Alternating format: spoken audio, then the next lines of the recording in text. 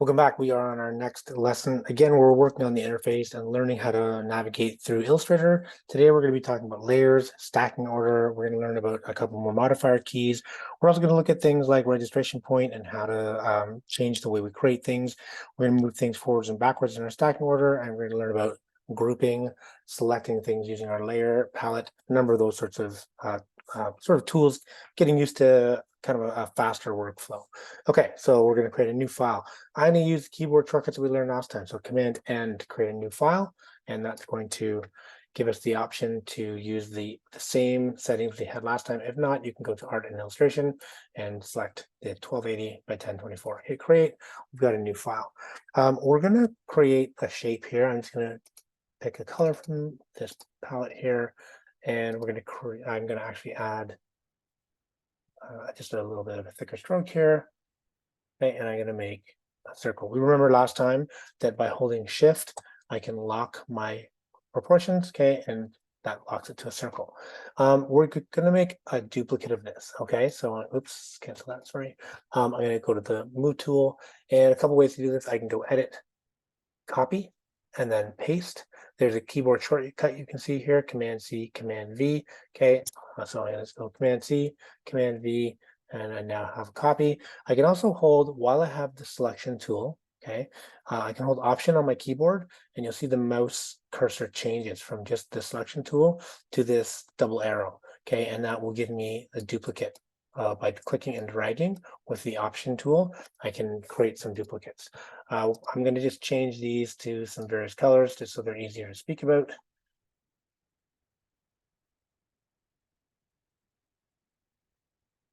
Okay, and I'm going to put them kind of on top of each other like this for part of the next demonstration. We're going to be looking at how to move items up and down in what's called the stacking order. So I created these circles in this order. First this one, then the green one, then the red one, then the orange one. If I make another one that's going to be, just select away from that, I'm going to make another one that's going to be, let's say, blue. And I draw again, it's going to put it on top of that one. Hold Shift. Okay, and that's going to put that at the top of the stacking order. Okay, and what I'm going to show you here on the layer palette, okay, is that we can see that all of these items are on our layer one. And I'm going to open this little chevron here, and you can see each ellipse that we created is in order. There's a couple ways to navigate changing that. Okay, so let's say, for instance, that I want to bring this purple one to the top. I can either right-click on this purple one right here and say Arrange, Bring to Front, and you'll see that now that has been moved in front of all the other options, of the other ellipses, and the ellipse has been moved within this layer. The other thing I can do is I can pick up the actual layer and drag it, and it'll bring it to the front as well. Okay, so there's a few ways to navigate that kind of stacking order. I'm going to make a copy of all of these. I'm going to drag these to the top. I'm going to hold Option and drag a duplicate of all of those. And notice that these are now here on the same layer. What we're going to do is we're going to create a second layer. I'm going to click down here at the bottom of the layers palette.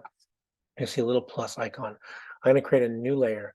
That's a new empty layer above the layer that we were working on.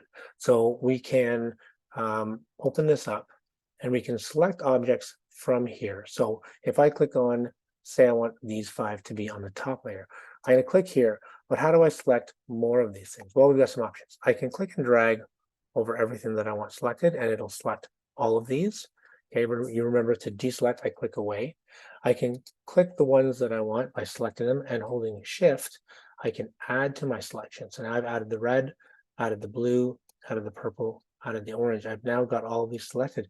And what you'll notice is you'll see that these, in the layers palette, the objects that I've selected have a little blue box next to them. That tells me that the item on this, at this level in my stacking order, has been selected. So if I click away, you'll see all of these blue boxes disappear because nothing is selected. Okay, if I click here, you can see I've now selected this layer. If I hold Shift, I can click on the other orange one, and now I've got this and this selected. Okay, so I'm going to select all of the top objects, and you'll see that at the layer level here, this blue box appears as well. And that's telling me that on this layer, there are some objects that have been selected. That's these ones here. What I can do from there, I'm going to minimize this chevron. I can drag this blue box, and it's blue because this layer has a blue line here. I'm going to drag it from here up onto this layer. And when I let go, you'll see that it moved those objects, and the bounding box that was around them changed to red because this is now on a separate layer. Okay, these guys down here are on the bottom layer, and these ones up here are on the top layer. Okay, I'm going to make this a little simpler just by making these all the same color. You remember that we had an eyedropper. Okay, I'm going to select all of this, go to the eyedropper, and make all of these red, and I'm going to make all of these blue. Eyedropper eye on my keyboard, and these are all blue, just to make it easy compared to what we're talking about here. And what I'm going to show you now is how to move things up to the top of a layer, but how we can't get any higher. So right now, because layer 2 is physically in the layer palette above layer 1, if I move this, layer 2, the red ones, are above the blue ones in this. And even if I select this guy here at the very farthest back of the blue, which is this one, and I right click and I say bring to front, arrange, bring to front, it will only bring it as far as this layer. It can't go in front of the red circles because this stops at the top of the layer that it's on. Okay, so I guess the strength or the power of the layer overpowers or supersedes the power of the stacking order. Okay, so if I took this here, I want to change this order, I would need to take this layer and drag it down below layer 1, and that changes that order there. Okay, and that's just getting a sense of how we can select things and move them around in order. Two concepts, we're talking about stacking order, which is bringing an object forward, arrange, bring either forward by one step. You'll see that moves up in front of this. It's sort of third from the top now.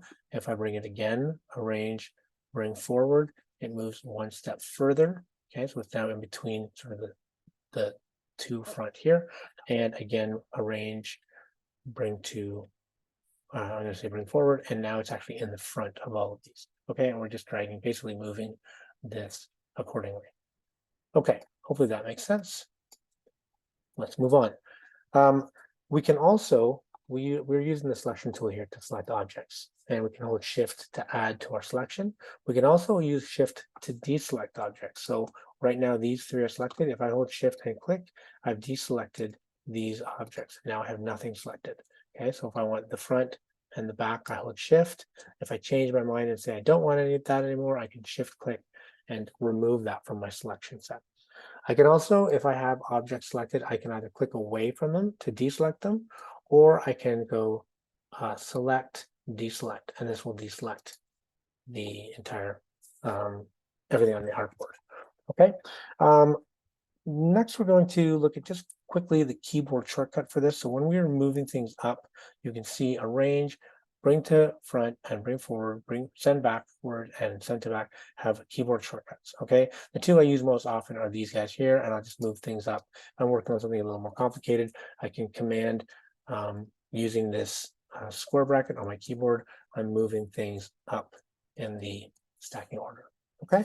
All right, so we've sort of covered copy and paste, we've covered option drag, we've covered stacking order and layers. We can also select objects using our layer palette. So you notice I'm clicking on these objects.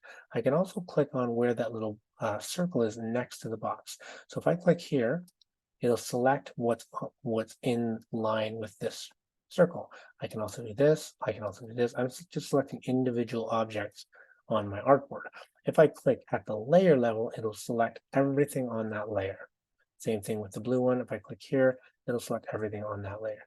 Just like with using the selection tool, if I hold shift and click on this circle, it'll add to my selection. So now I've got both the blue and the red selected, or still holding shift, if I click one of these, it'll deselect that object. Okay, all right, click away to deselect everything. Okay, we're also going to look at grouping objects. So right now, these are all separate objects. I'm going to select everything on the red layer. I'm actually going to move blue below to make it match our screen here. I'm going to move this up. Now, if I want to, I can select all of the objects at this level, and I can either right click and say group, or I can go to object and group, and there's also a keyboard shortcut, which is Command G, okay? And that'll group these objects together, which means if I select away and pick one of them up, they all move together because they've been grouped, unlike these, which are all independent of each other, okay? And that means that it just makes it easier if I'm making an object that is complicated and I want to say I'm making a character and I want to group body parts together, hands together, face, I want to group the eyes, the nose, the mouth, etc. Okay, that's an easy way to work with things. Okay, it'll also show up in your layer palette here that these objects are part of a group. Okay, to ungroup, obviously we're just going to right click and ungroup, or object ungroup right there. Okay, and that will ungroup our object, and now we're back to individual elements.